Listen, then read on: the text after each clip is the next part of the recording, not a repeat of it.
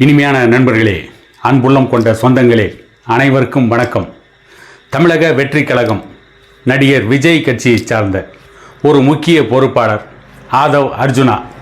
இவர் ஏற்கனவே விடுதலை சிறுத்தைகள் கட்சியில் இருந்து அந்த கட்சிக்குள் அவரால் பல பிரச்சனைகள் ஏற்பட்டு அந்த கட்சியை விட்டு இடைநீக்கம் செய்யப்பட்டவர். இடைநீக்கம் செய்யப்பட்டதால் விடுதலை சிறுத்தைகள் கட்சியை விட்டு வெளியேறியவர். என்ன செய்தார் என்று கேட்டால், அந்த கட்சியிலே இருக்கின்ற சீனியர்கள், அந்த கட்சியினுடைய நாடாளுமன்ற உறுப்பினர் ரவிக்குமார், வன்னியரசு போன்றவர்கள்லாம் ஆதவ் அர்ஜுனாவுடைய தாந்தோன்றித்தனமான போக்கு, திமுகவிற்கும் விடுதலை சிறுத்தைகள் கட்சிக்கும் இருக்கின்ற கூட்டணிக்குள் குழப்பத்தை ஏற்படுத்துகின்ற வேலையை ஆதவ் அர்ஜுனா செய்கின்றார் என்று அவருக்கு பலத்த எதிர்ப்பை தெரிவித்ததற்கு பிறகு விடுதலை சிறுத்தைகள் கட்சியை விட்டு சஸ்பெண்ட் செய்யப்பட்ட இந்த ஆதவ் அர்ஜுனா விடுதலை சிறுத்தைகள் கட்சியை விட்டு வெளியேறி புதிதாக கட்சி துவக்கிய நடிகர் விஜயுடைய தமிழக வெற்றி கழகத்தில் இணைந்து அந்த கட்சியில் மாநில அளவில் ஒரு முக்கியமான பொறுப்பில் இருப்பவர். இவர் சமீபத்தில் ஒரு செய்தியை சமூக வலைதளத்தில் வெளியிட்டிருக்கிறார்.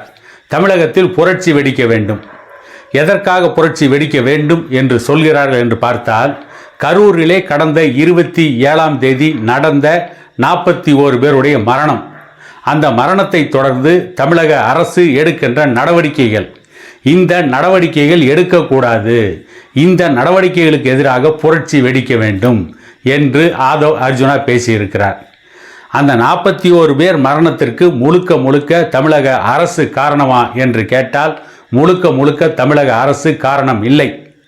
அவ்வளவு பெரிய கூட்டத்தை கூட்டியவர், அந்த கூட்டத்தை கூட்டியவர்கள், அந்த கூட்டத்தில் கூடிய மக்களுக்கு செய்ய வேண்டிய குடிநீர் வசதியை யார் ஏற்படுத்தி கொடுக்க வேண்டும்?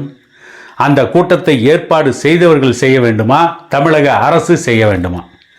தமிழக அரசு, காவல்துறை கூட்டத்திற்கு வருபவர்களை பாதுகாக்க வேண்டும், அதிலே மாற்று கருத்து இல்லை. ஆனால் கட்டுக்கடங்காத கூட்டம் வருகின்ற பொழுது காவல்துறை உடனடியாக ஒரு நடவடிக்கையில் இறங்க முடியுமா? அப்படி இறங்கினால் நூற்றுக்கணக்கான மக்கள் பாதிக்கப்பட்டு இந்த 41 உயிர்களுக்கு பதிலாக இன்னும் அதிகமான உயிர்கள் மடிந்திருக்கும். அப்படிப்பட்ட ஒரு நிலைமையை தமிழக வெற்றி கழகம் எதிர்பார்க்கிறதா? அல்லது தமிழக வெற்றி கழகத்திற்கு நடிகர் விஜய்க்கு ஆதரவு கொடுக்க போன தமிழகத்தினுடைய எதிர்க்கட்சி தலைவர் எடப்பாடி பழனிசாமி உள்ளிட்டவர்கள் அரசன் மீது மட்டுமே குற்றத்தை சுமத்துகிறார்கள். அரசும் குற்றவாளிதான், மறுக்கவில்லை. 10,000 பேருக்கு மேல் அந்த இடத்திலே அனுமதிக்க மாட்டோம் என்று 10,000 பேரை தாண்டி வந்தவர்களை உள்ளே அனுமதிக்காமல் வெளியே விரட்டி இருந்தால் இந்த பிரச்சனை ஏற்பட்டிருக்காது. ஆனால் அன்றைக்கு என்ன நடக்கும்? ஒட்டுமொத்தமாக காவல்துறையின் மீது பழிவை போட்டு தமிழகத்திலே ஜனநாயகத்தின் குரல் வலையை நெரித்து விட்டார்கள். காவல்துறையின் காட்டு தர்பார் நடக்கிறது என்று அத்தனை எதிர்க்கட்சிகளும் கூப்பாடு போட்டிருக்கும். இன்றைக்கு 25 பேர் மீது வழக்கு தொடுத்திருக்கிறது தமிழக அரசு.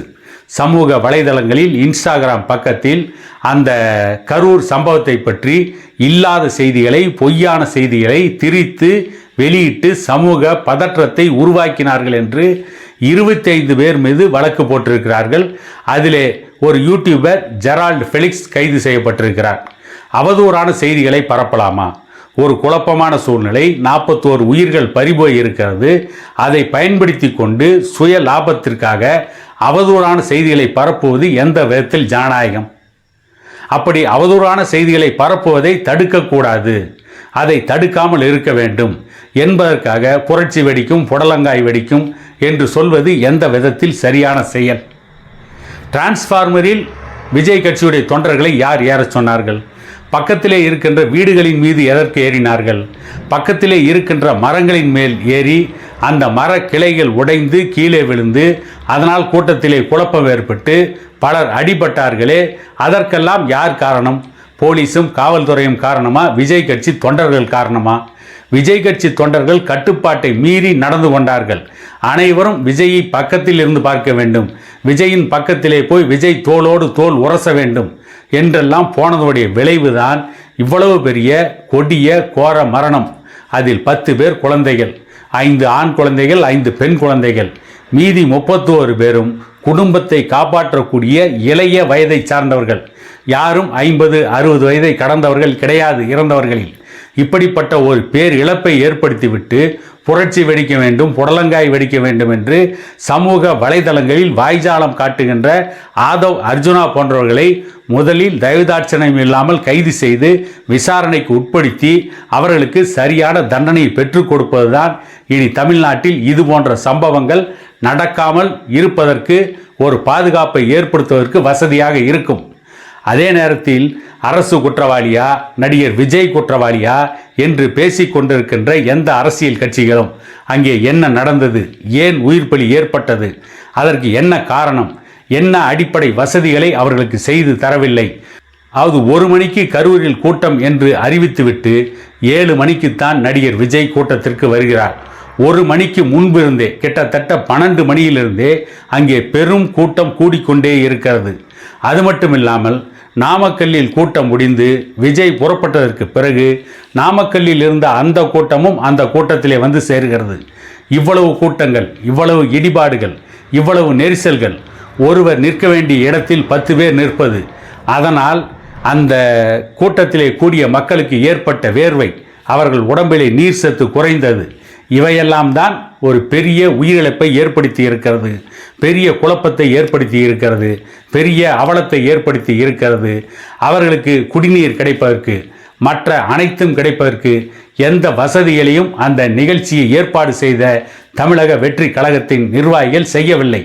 ஆகவே 75% இந்த நடந்த கோர சம்பவத்திற்கு பெரிதும் காரணம் நடிகர் விஜய் கட்சி நிர்வாகிகள்தான். அதனால்தான் நடிகர் விஜய் கட்சியின் பொதுச் செயலாளர் புஸ்லி ஆனந்தை வழக்கு பதிவு செய்து போலீஸ் தேடிக்கொண்டிருக்கிறது. அவர் தலைமறைவாக இருந்து கொண்டிருக்கிறார். அவர்கள் சட்டத்தின் முன்னாலே போய் தன்னுடைய தரப்பு நியாயத்தை சொல்ல வேண்டும். அவர்கள் செய்த தவறுக்கான தண்டனையை அவர்களாகவே மனமுந்து ஏற்றுக்கொள்ள வேண்டும். இல்லை என்றால் நடந்த தவறுக்கு யாரும் பொறுப்பேற்காமல் ஒவ்வொருவரும் ஒவ்வொருவரை குற்றம் சாட்டி கொண்டு அனைவரும் தப்பிக்க நினைத்தால் தமிழ்நாட்டிலே இருக்கின்ற அரசியல் கட்சிகள் அனைத்தும் சுயநலம் நிறைந்த கட்சிகள் என்ற முடிவுக்கு மக்கள் வந்துவிடுவார்கள் என கூறிக்கொண்டு இன்னொரு காணொளியில் உங்களை சந்திக்கும் வரை உங்களிடமிருந்து விடைபெறுவது உங்கள் எடப்பாடி துரைசாமி.